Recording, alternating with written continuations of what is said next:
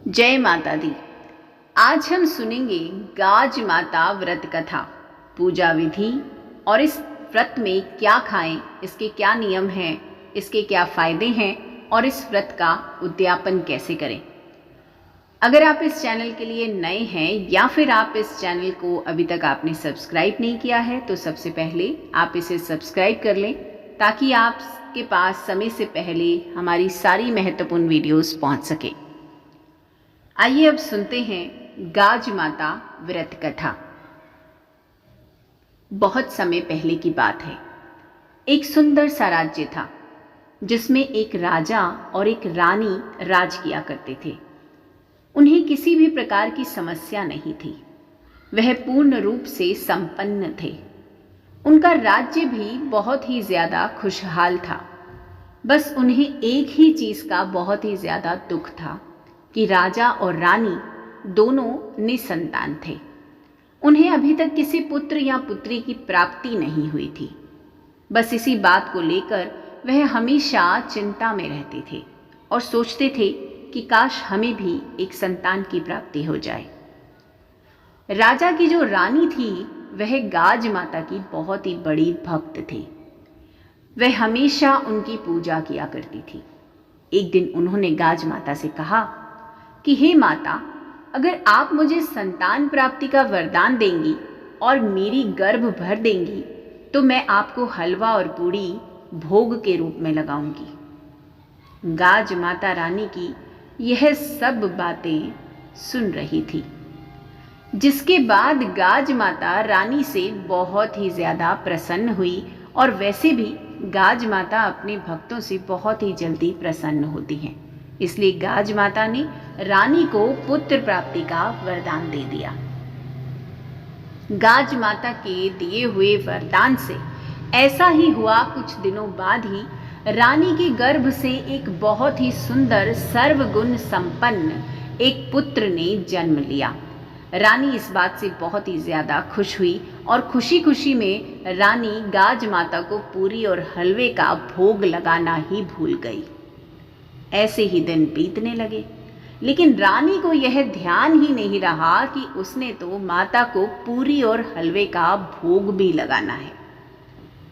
जब ऐसे ही दिन बीतते गए तब गाज माता रानी के इस व्यवहार से बहुत ही ज्यादा क्रोधित हो गई। उन्होंने कहा कि पुत्र प्राप्ति के बाद रानी तो मुझे भूल गई है। एक दिन की बात है, जब रानी का पुत्र बहुत ही आराम से अपने पालने में सो रहा था, तभी बादल से एक जोर से गर्जना की आवाज आई और वहां से एक बदली आई और वह रानी के पुत्र को पालने के सहित ही हवा में उड़ाकर ले गई। उस बदली ने रानी के पुत्र को एक घने जंगल में छोड़ दिया। रानी का पुत्र घने जंगल में पालने में पड़ा ही हुआ था कि अचानक ही वहीं पास से एक भील और भीलनी गुजर रहे थे। तभी भील और भीलनी की नजर उस पालने में पड़े हुए बच्चे की तरफ गई। उन्होंने देखा कि इतने घने जंगल में यह बच्चा यहाँ अकेला पड़ा हुआ है, क्योंकि भील और भीलनी दोनों ही निसंतान थे, तो उनका भी कोई पुत्र या पुत्री नहीं थे। इसलिए वह उसे देखकर बहुत ही ज्यादा प्रसन्न हुए और उन्होंने रानी के पुत्र को अपने साथ ले जाने का फैसला लिया और वह दोनों रानी के पुत्र को अपने साथ अपने घर में ले गए। इधर राजा और रानी के महल में शोर मच गया था। रानी के पुत्र को गाज माता अपने साथ उठाकर कहीं ले गई हैं। तभी राजमहल में एक धोबी प्रवेश करता है। वह धोबी राजा के भी कपड़े धोता था और वही धोबी भील के भी कपड़े धोया करता था, इसलिए उसने भील के यहाँ रानी के पुत्र को देख रखा था।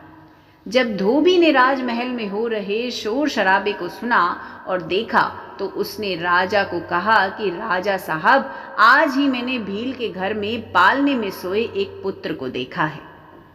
धोबी के बाद बात को सुनते ही राजा अपने सिपाहियों को भील को महल में बुलाने हेतु भेजते हैं। इसके बाद तुरंत ही सिपाही भील को बुलाने हेतु चले जाते हैं, जिसके बाद वह भील को महल में ले आते हैं।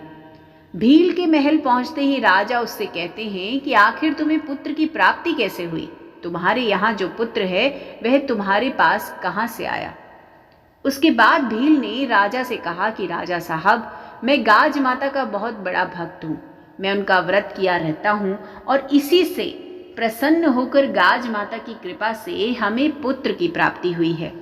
जैसे ही भील ने यह वचन कहे, राजा और रानी दोनों को अपना वचन में याद आ गया कि उन्होंने तो पुत्र प्राप्ति के पश्चात गाज माता को पूरी और हलवे का भोग लगाने का संकल्प लिया था, जिसे कि उन्होंने अभी तक पूरा ही नहीं किया है। इसके बाद रानी को यह एहसास हो गया कि मैंने अपना संकल्प पूरा नहीं किया, इसीलिए गाज माता हमसे नाराज हो गई है और हमसे हमारा बेटा छीन लिया। उसके बाद रानी गाज माता से प्रार्थना करते हुए कहती है कि हे गाज माता, हम पर कृपा करो, मुझे माफ़ कर दीजिए कि मैंने आपका संकल्प पूरा नहीं किया। कृपा करके मुझे मेरा पुत्र लौटा दीजिए। मैंने पहले जितने पूरी और हलवे का भोग लगाने का वायदा किया था, अब मैं उसके दुगने की पूरी और हलवे का भोग लगाऊंगी और पूरे विधि विधान से आपका व्रत भी करूंगी। ऐसे ही मिन्नत करते करते रानी ने गाज माता के लिए पूरे विधि विधान से गाज माता की पूजा की और उनका व्रत किया, और जिसके बाद आखिर गाज माता रानी से बहुत ही ज़्यादा प्रसन्न हुई। गाज माता ने रानी को उनके पुत्र को वापस लौटा दिया। इतना ही नहीं, राजमाता की कृपा से भील और भीलनी के घर में भी एक सुंदर से बालक ने जन्म लिया। इतना होने के बाद राजा ने अपने पूरे राज्य में यह ढिंढोरा पिटवा दिया कि अगर आपके घर में पुत्र का जन्म होता है या फिर आपके पुत्र का विवाह होता है तो आपको भी उस वर्ष के भाद्रपद माह के दौरान गाज माता का व्रत करके व्रत कथा का पाठ अवश्य करना है। तो ये थी गाज माता की व्रत कथा। जिस प्रकार से कथा में गाज माता की कृपा से राजा और रानी को पुत्र की प्राप्ति हुई और साथ ही साथ भील और भीलनी को पुत्र के साथ साथ धन संपत्ति की प्राप्ति हुई, इस प्रकार अगर कोई व्यक्ति पूरी श्रद्धा से इस व्रत को करता है और इस कथा का पाठ करता है तो उससे भी गाज माता बहुत ही ज़्यादा प्रसन्न होती हैं, उसे भी संतान और सुख की प्राप्ति होती है, संपत्ति की प्राप्ति होती है और उस व्यक्ति का सब कुछ कुशल मंगल रहता है। तो अगर आप चाहते हैं कि आपके ऊपर भी गाज माता की कृपा बनी रहे तो इस व्रत के दौरान इस कथा का पाठ अवश्य करें। आइए अब सुनते हैं गाज माता व्रत पूजा विधि। सबसे पहले आप भाद्रपद माह के किसी शुभ दिन का चयन कर लें। जिस दिन आपको यह व्रत करना है, यह पूरे माह में किसी भी दिन किया जा सकता है। आप चाहें तो शुक्ल पक्ष की द्वितीया तिथि को ही इस व्रत को कर सकते हैं या फिर अनंत चतुर्दशी का दिन बहुत ही शुभ दिन है। इसके अलावा अगर आप माह का कोई भी दिन चुनते हैं, माता रानी के सारे दिन शुभ होते हैं। इस दिन आपको सुबह सूर्योदय से पहले उठ जाना है और स्नान करके स्वच्छ साफ सुथरे वस्त्र धारण कर लेने हैं। इसके बाद घर की महिला ध्यान रहे कि वही महिला जो घर की सबसे बड़ी बहू हो या फिर जिसका पुत्र हो, वही महिला अपने हाथों से घर की दीवार पर गाज का चित्र बनाए, गज का चित्र बनाए। गज का चित्र बनाने के लिए आपको दीवार पर भील और भीलनी और उनके साथ एक बच्चा बनाना होता है। ध्यान रहे कि भील और भीलनी के सर पे टोकरियां बनाना ना भूलें। आप चाहे तो गाज का निर्माण मिट्टी से भी कर सकते हैं। मिट्टी से गाज का निर्माण करने के बाद आप उसमें जौ लगा सकते हैं। इतना करने के बाद आपको 7 अलग अलग जगह में 4-4 पूरी और हलवे का भोग लगाना है। पूरी और हलवे के साथ आप उसमें 1 रुपए का सिक्का और कपड़ा भी लगाएं। इतना करने के बाद आपको एक कलश लेना है जिसमें कि पवित्र जल हो। उस कलश में आपको एक साथ्या का निर्माण करना है। इसके बाद अपने हाथों में गेहूं के कुछ दाने रखने हैं और गाज माता व्रत कथा का श्रवण करना है। इसके बाद कलश में जो जल है, आपको उस जल के कलश के जल को सूर्य देव को अर्पित करना है। और सूर्य देव को अर्घ्य देना है, जिससे कि आपको बहुत ही ज़्यादा सौभाग्य की प्राप्ति होती है। आइए अब सुनते हैं गाज माता व्रत के नियम क्या हैं। इस व्रत के दौरान लोग अपने कुल देवी देवताओं की पूजा करते हैं, इसलिए ध्यान रखें कि आप भी अगर इस व्रत के दौरान अपने कुल देवी देवताओं की पूजा करें और पूजा करने के दौरान उन्हें अधपकी रसोई का भोग लगाकर अपने घर के सभी सदस्यों में इसे वितरित करें। इस व्रत को भाद्रपद माह में किया जाता है। आप किसी भी दिन को चयन करके इस व्रत को कर सकते हैं। ज्यादातर लोग शुक्ल पक्ष की द्वितीय और अनंत चतुर्दशी के दिन ही इस व्रत को करते हैं। इस व्रत के दौरान आपको तामसिक भोजन जैसे कि लहसुन और प्याज का सेवन नहीं करना चाहिए। साथ ही इस बात का भी ध्यान रखें कि व्रत के दौरान शराब और मांस जैसी चीज़ों से दूरी बनाकर रखें।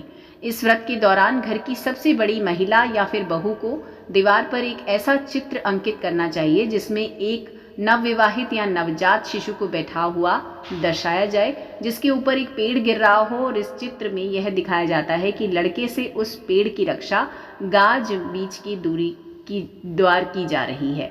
यहाँ इसी पूजा का महत्व भी है। इस व्रत को शांतिपूर्वक ढंग से ही पूरा करके आपको इस व्रत के दौरान किसी भी विवाद में नहीं उलझना है। अब हम सुनते हैं गाज माता की व्रत के फायदे क्या हैं।